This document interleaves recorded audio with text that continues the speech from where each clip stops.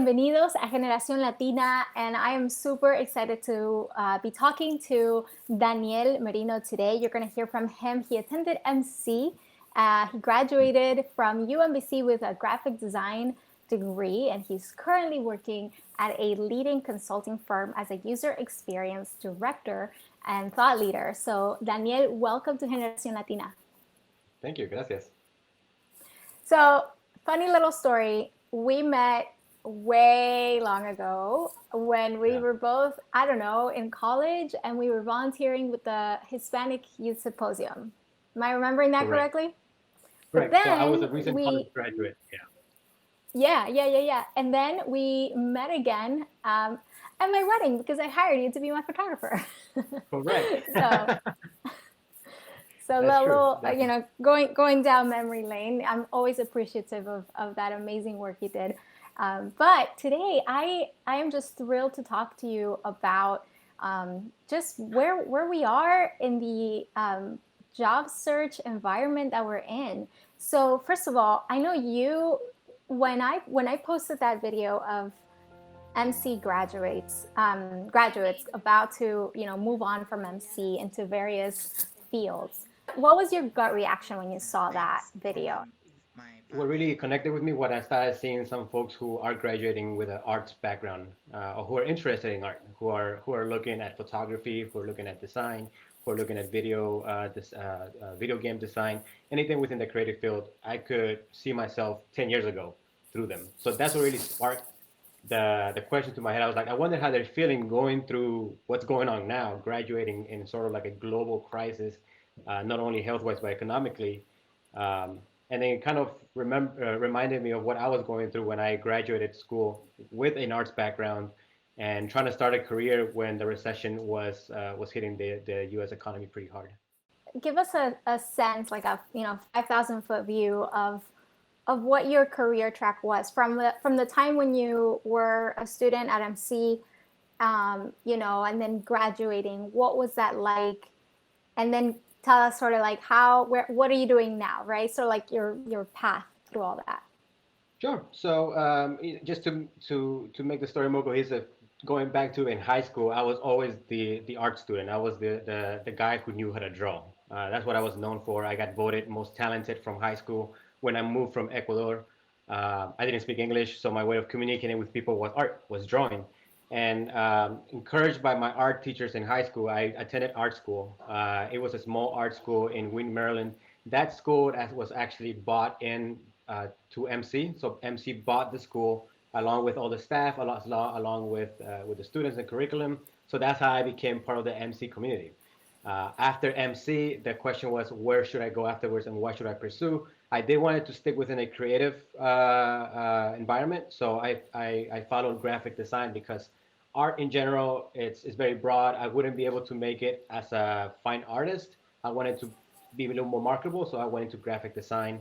And around the time when I was finishing school is when the economy crashed. It was 2008, was the year that I was supposed to graduate school. But knowing how difficult things were, and seeing how difficult things were, I actually delayed my graduation just a couple semesters. Decided to really focus on learning as much as I can from design and then seeing how things pan out because of what's going on. When I finally finished school, things weren't any better. I was competing against graphic designers who had just been laid off, who had 30 years plus experience. And a lot of them were taking huge pay cuts. So it was really hard for me to compete in a graphic design industry that was, first of all, dying off, and there was so much competition coming in. What came to mind at that moment was, how can I reinvent myself? And how can I take my creative background, my art background, and apply it to something that's a little more marketable? And at the moment, everything was moving to the web. I noticed that jobs for web designers were becoming a lot more available. So I took it upon myself to use YouTube at that moment. YouTube was fairly new, and there was a lot of tutorials on how to code. So I pretty much took up a whole bunch of YouTube tutorials and taught myself HTML, CSS, and JavaScript, which are the three primary front-end development languages. Learning those tools, I was able to start creating a web design portfolio which launched my digital career. Right after college, I did land a quick gig, I would say, designing signage. But then I was able to land my first true design job working for the government for Social Security Administration. I the most valuable thing I learned from there was how to send an email, how to write a proper email, how to talk in office politics, which is great, something that you really need entering into the work environment. From then, I transitioned over to the private sector. I worked in a major energy distribution company where I work as a web designer, and then transitioned over to what I do now, which is user experience design. Being exposed to technology let me know where else I could work in tech, being a creative person. From there, as a UX designer, I moved on to a startup that really let me learn what tech companies are about, especially high tech companies. Wearing my hoodie, my shirt, my sandals, drinking beer every day. That's sort of like the Silicon Valley lifestyle. I experienced it for a moment.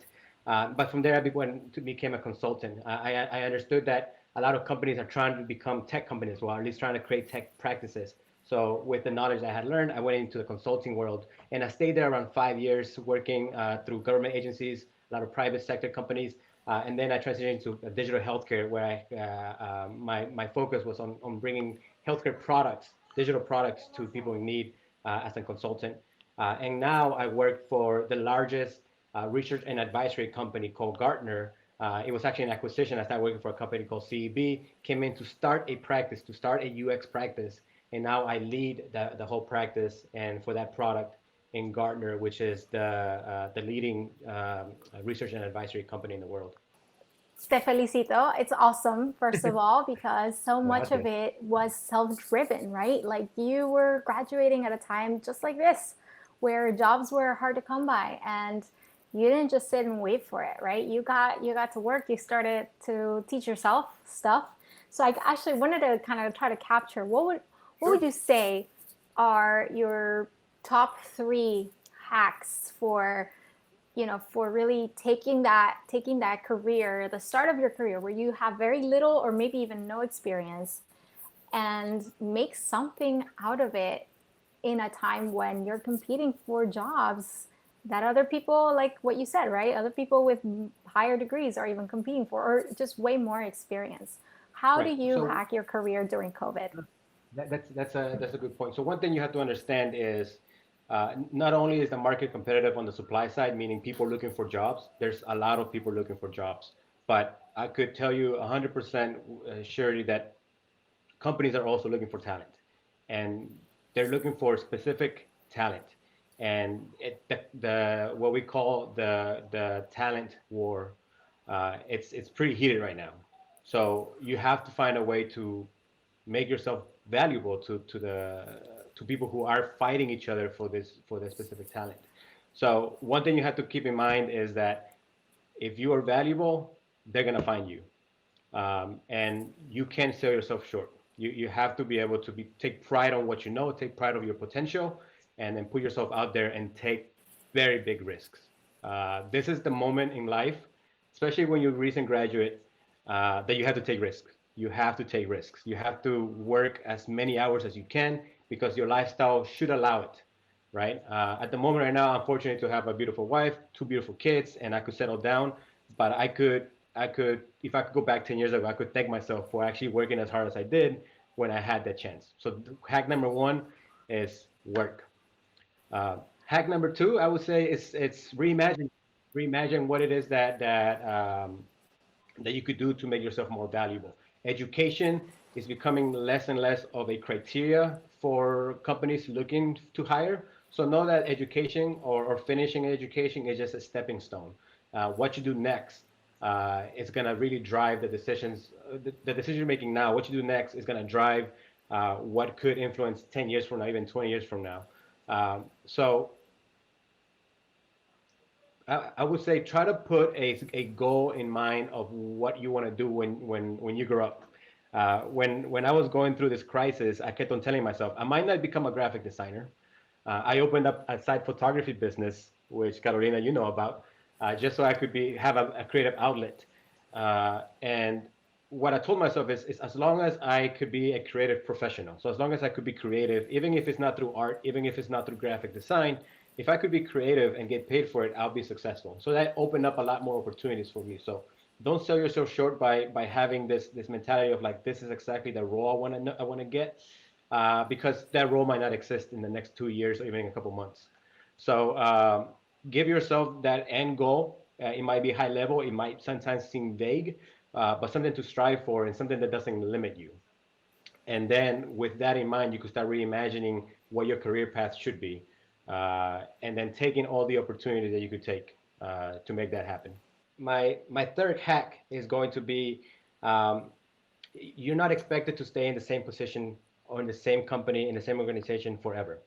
So if you go out into the world and you get yourself a job in a company that will provide you some kind of experience, think to yourself if it's beneficial for you to stay there 6 months, 1 year, 2 years, and it's okay for you to own your career.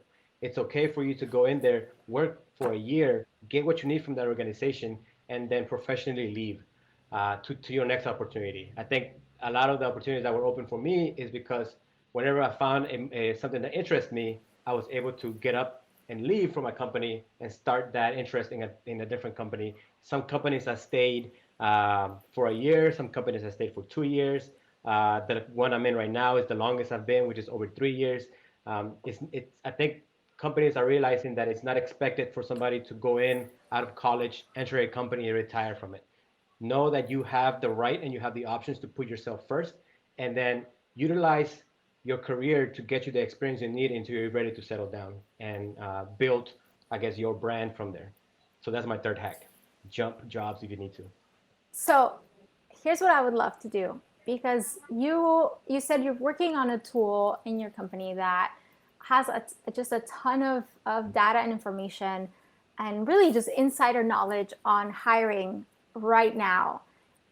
So I wanted to get a sense from you. Let's say if I kind of shoot some majors and careers your way, what is your kind of gut response based on what you know?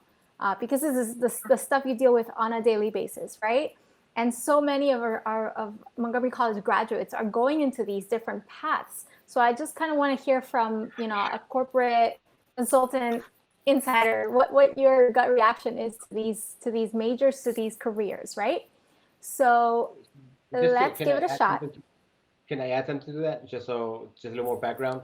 The people that we serve, my company serves, or the specific product that I design serves, are recruiters. So these are the folks who are actively from these big corporations actively going out and strategically sourcing the talent. So that's where my insider knowledge comes from. So actually talking to recruiters on a daily basis and learning what it is that they're looking for, what they care about, and what they don't. So go ahead, shoot. Perfect. Perfect. Let's go for it. Let's go for this. Sure. So business could be anything. There's every organization, either it's a nonprofit, it could be a church, or it could be something that you run in your local community. It's still a business. There has to be a way to keep the doors opened, whether it be through volunteering or donations or trying to get a profit. It's still a business. So having that as a foundation is going to put you in a good place. Now, whether you go into business as an entrepreneur, that's something that you could definitely do. But just knowing business acumen, knowing business lingo, knowing what the difference between making a profit versus taking a loss will make a huge difference. One thing that now that I am in a director level, now that I'm in a leadership level, I do have a seat in the table. And sometimes I wish I knew what they were talking about when it comes to business. And through that, I am being able to learn. But if you do have that as a foundation, you're going to be in a good place. How about nursing? Nursing. So this is interesting because since I've been doing this product, we always keep tabs of the top 4 or 5 roles in America that are in the highest demand, and nursing has always been in the top 5. I just checked this morning. Right now, it's in the top 4. Tech is actually leading a little bit, as well as drivers. There's a need for delivery drivers, right? But nursing has always been on top. The demand is so high that I know that organizations are outsourcing their nursing needs, automating as much as possible. So if you do go into nursing, you're going to be comfortably able to find a job. But if you're looking for something more substantial, something that will give you a little bit more leverage and higher pay, it would definitely be something more specialized. One of the type of nursing that always comes to the top is cardiac nursing. There's always a need for somebody who understands the cardiac needs. And you could imagine in the United States specifically, a cardiac doctor might have hundreds of patients. They need those specialists in there. And the more and more specialized of a nurse you become, the better chances you have to negotiate better salaries, negotiate better schedules, and even pick the city you want to live in. So how about something like what you did, which is graphic design? Yeah, so I hold graphic design dear and to my heart. I love design. I love graphic design. I talk about it and teach about it all the time. But in my opinion, I think graphic design is dying off. The art of graphic design, I think it's an outdated field where 40 years ago, only a graphic designer could set type. Only a graphic designer could design a poster. Now anybody who has Word could do it, right? Anybody who has PowerPoint could do it. Um, but the fundamentals of design, learning about typography, learning about layouts, learning about color theory, everything that I learned in design school, even though I'm not designing, doing graphic design at the moment, uh, all that served to what I'm doing now. So uh, I'm not saying don't major on graphic design, just don't count on becoming a graphic designer after you graduate. But the foundations of graphic design are extremely important even now in the tech world. How about computer science? Computer science is similar to business, where you're going to learn a lot of foundational items. You're going to learn programming, but you're also going to learn high-level system architecture and pretty much just how computing works. And that's a great start if you want to get into tech. You're not sure what part of tech you want to get into, but if you go into computer science, you're going to be exposed to so many different elements within technology that you could handpick what you want to specialize in. A lot of my developer friends do have a computer science degree, and because they took an elective that taught them how to code, they became developers. Or others, people became system engineers because they really like the connection between a data service to a computer data center over here and how they manage all that. So computer science is always a good bet when you want to get into tech, just to build out the foundationals as well. Data science, right? That's kind of a newish career. It's not necessarily new, but it's the hottest one, I would say. Um, Everything is the new norm for companies, no matter how old or how new your company is you have to make data-driven decisions. Meaning that before you make a decision, you can't go with your gut instinct anymore. You know, your CIO, CFO, whoever's making these big decisions in the organization cannot go through by experience anymore because things are changing so fast. So there has to be somebody who gathers the data, analyzes the data, and then distributes back the insights to the people to make decisions. My whole career right now is based on data that we're gathering. There is a huge demand right now for data scientists, and it's gonna get bigger because this data is also fueling the revolution of artificial intelligence, of machine learning. Uh, those machines need somebody to feed data to feed them what they need to learn, and that's what data scientists are doing. I highly recommend a field in data science. Political science. What do you think of that? So if you're going to stay in the DC area, this is the perfect place to stay for political science. Especially if you're open to just going into work in politics or in a non-for-profit, something that you have to learn to navigate the political landscape. In the DC area, it's sort of like a must. You either gain it through education or you gain it through experience. And it's a good idea if you want to stay within here and you want to kind of work within the community and change policy to have that as a background. It's a good foundational step as well. Okay. Are there any others that you would really love to share about? Maybe some of these top fields. I would always say user experience design, which is what I'm into right now. There is a lot of fields that are coming out that are brand new, that didn't exist in the past. User experience design, I would say, is around 20 or 25 years old, which means that my generation of UX designers are defining what UX means, what user experience means. If you guys are not interested in user experience design, I love it, of course. Keep an eye open for anything that's trending, anything that's new, anything that might come out of even this pandemic. What is getting washed out because of the pandemic, and what do you think the opportunities are going to be there? I will always look for something that is rare at the moment, that in the future is going to become the norm. Okay. So now a lot of people currently unemployed or semi-employed, maybe recent grads, they might be thinking about going back to school, maybe for a master's degree. So how What's your outlook on that? To be honest with you, I did go back to school. As soon as I learned about about user experience design, I felt like this is something I should go in and learn more about. So I decided to go back to school and get a master's in human-centered computing. Halfway through the degree, I figured that I actually learned more in my job than I was learning from the classroom, and that's because technology changes so often. So by the time it reaches the curriculum, it might be outdated, and that was the case for user experience design specifically. So I was paying out of pocket. It didn't make business sense in my personal life. It didn't make financial sense for me to keep paying for something that I could be learning. So I actually switched gears and focused on more on my career, and it paid off. Now, when I talk to my mentors about this, and even looking at my family, it's five siblings in my family.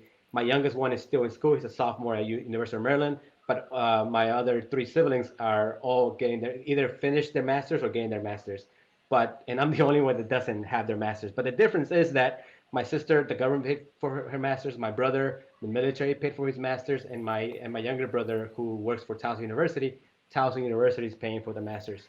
So when it comes to financial sense, you if you're gonna go get your masters, you have to think about the return on investment. It shouldn't be something that you're going to get because you know you're good at studies or because you want to be the next person in your family to have masters. It's a great way to have it, but I would not recommend to do it right after college. Um, I the reason why I went to UX to get a master's in UX is because after a few years, I learned that that's what I wanted to do. I would have never learned that if I were to have gone straight from my bachelor's degree and gone to my master's in graphic design. It wouldn't have been a great investment. So I'm glad that I waited, and now that I'm in my career, in the point of my career, I'm even thinking of going back, but exploring other options that make more sense in my career 10 years later, knowing that I know where I am, what I can afford, and where that investment is going to go into. So I think about masters more of as an investment than as a necessity. And if it's a necessity, you have to look at the return on investment into that. Here's another question for you. So where do you feel like Latinos, young Latinos, could have the most impact in a number of different fields? But you obviously, you similar to me, came to this country. You've got an immigrant background. You understand the different hardships of what it's like to be, kind of pioneering this whole, process of going to college here in the U.S. So what do you think we can do to be impactful in the short career spans that we'll have? Because we've only got really about 30, 40 years, Right, more or right. less, So or maybe yeah, more, but it depends. So I've come to learn this as my career has progressed, and as I think the turning point in my career was when I became a hiring manager. And what that means is that I was given the authority and the power and the budget to go out and hire somebody to come and work for me. That's where I noticed how much of an impact I could make, not only in my immediate team at my job, but in my community. So, to your point, Carolina, growing up, it was always like graduate from high school, and then you graduated from high school, you threw a party, you went to the buffet, and that was it, right? You put your pictures on Instagram, and then the next thing was like go to college, go to college, go to college, and then once you finish your college degree, it felt amazing. You made your parents proud. I try not to. I ask people not to try to peak when they're in school. Like getting your degree, as important as it is not where your career should peak, right? This is where you're learning how to learn. Um, and when you go into a job, it's gonna be hard just to get yourself into the job. But once you're in there, you should be aiming to become a leader in your job. You should be able to get the authority to hire people, because what the difference is, when I became a hiring manager and I started getting names of candidates, I didn't discriminate. I could see myself in who they were. I could see people with ethnic names, and I would not discriminate because I could see myself with them. I could see female candidates coming in. I could see my daughter in them, and that sort of diversity it's hard to find, or it's hard to force somebody to feel that way. So getting minorities, getting people of color, getting immigrants into a hiring manager position is going to make a difference, because it's going to open up the opportunities for other people. And now you don't have to go in there and try to assimilate yourself. And as guilty as I am for that, my name is Daniel Merino. but in my job they call me Dan Merino. Is because I felt like nobody was paying attention to my Daniel Merino resume, so I just changed it to Dan Merino, and I got all the phone calls in. Um, that's how I got my foot into the door, and I don't want anybody else to be changing their names so they could get an interview. So as you're finishing up your career, your education career, I would recommend you to aim to become a leader in whatever organization you're in. And that's going to be very, very difficult to do, especially with everything that's happening around us, uh, people's prejudice against either how you look, how you speak. But once you get to the level of authority that you're able to hire people, you could definitely actively go out and make a difference. So what I would recommend to anybody is become a hiring manager. Daniel, it's been such a pleasure, and I'm just thrilled that you were able to, give us all of this in such a short time. I know you keep talking, but I want to respect your time. We're all trying to do this, right? Handle home and work and all these Right. responsibilities during COVID. But thank you for taking the time to talk to us. It's been a pleasure. Sure. No, it was a pleasure on my part. I would love to continue talking, but like you said, uh, I have my daughter over there waiting to be screaming at me in a couple seconds. So Thank you so much.